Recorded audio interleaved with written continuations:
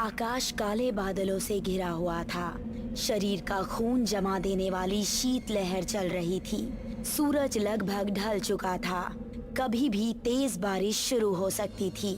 इस खराब मौसम में राजन और कमलेश बंगाल के एक पहाड़ी इलाके के ऊपर घने जंगलों के बीच खड़े हुए कुछ मजदूरों से खुदाई का काम करवा रहे थे। वो दोनों पुरातत्व विभाग के बड़े अधिकारी थे। तभी वहां पर अचानक एक भूचाल सा उठा और मजदूरों में खलबली मच गई।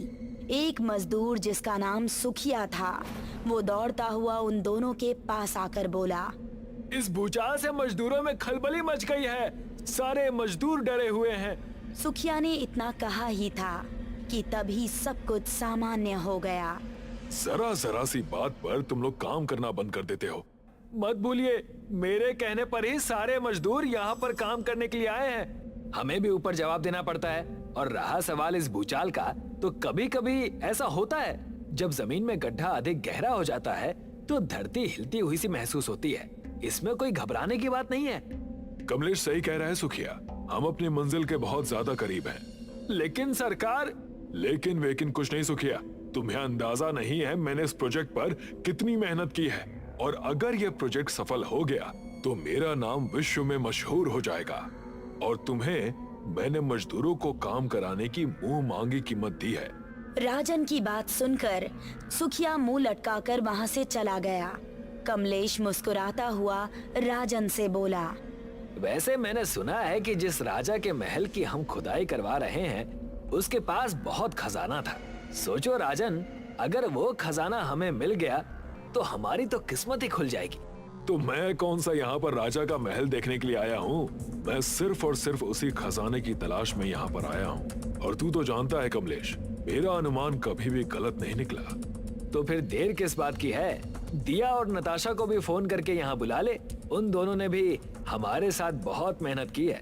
अभी नहीं, एक बार उस राजा के प्राचीन महल का सुराग हमें मिल जाए, उसके बाद उन दोनों को सरप्राइज देना अच्छा रहेगा।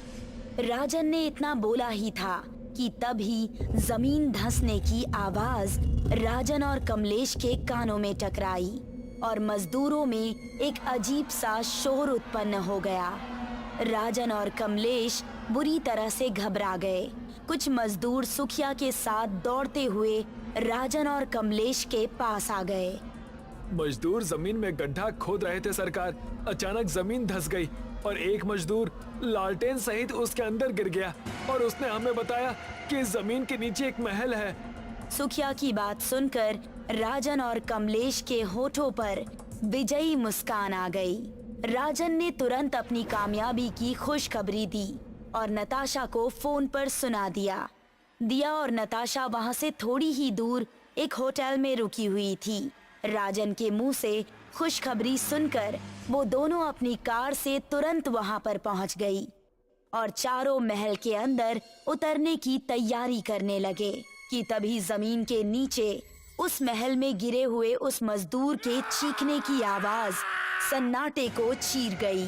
चीख सुनकर सुखिया सहित सारे मजदूर घबरा गए।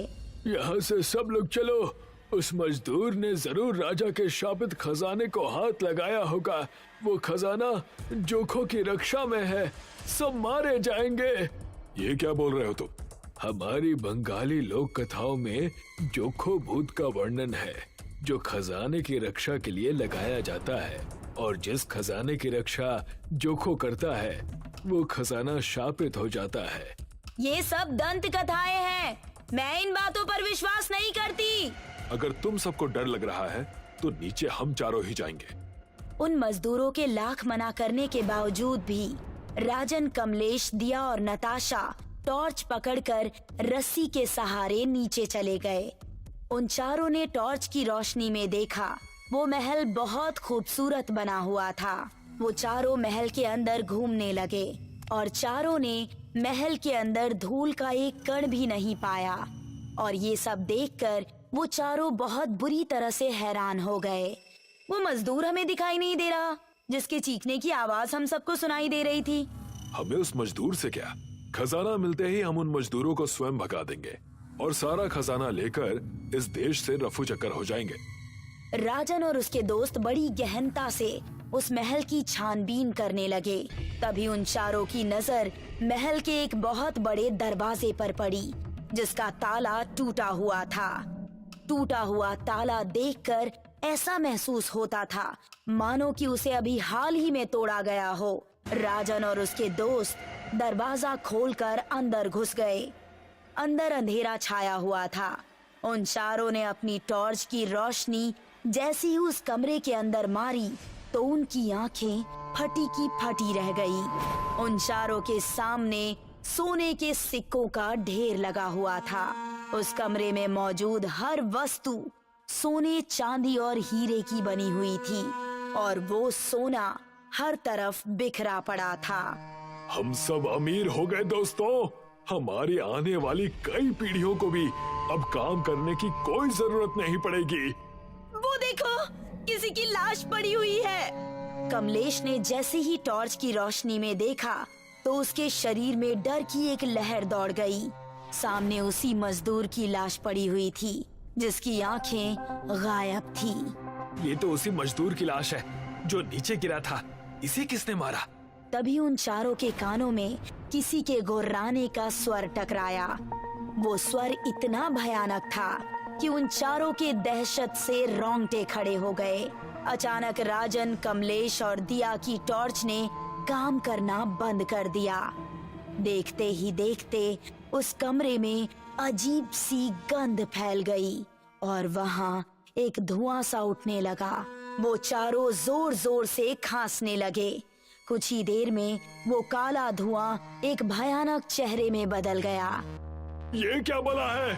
लगता है वो मजदूर सही बोल रहे थे। राजन ने इतना बोला ही था कि तभी बिजली की रफ्तार से उस भयानक चेहरे वाले ने अपने नाखून राजन की आंखों में गाड़ दिए और उसकी आंखें बाहर निकाल ली।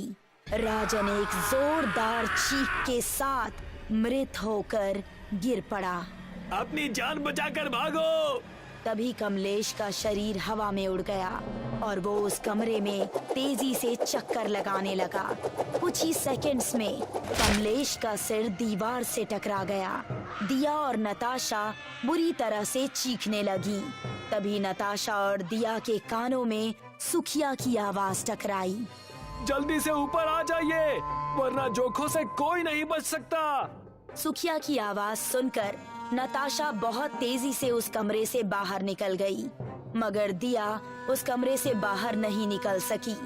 दिया ने अपने कदम बढ़ाए ही थे कि तभी वो मृत मजदूर उठकर खड़ा हो गया और उसने दिया का गला कसकर पकड़ लिया।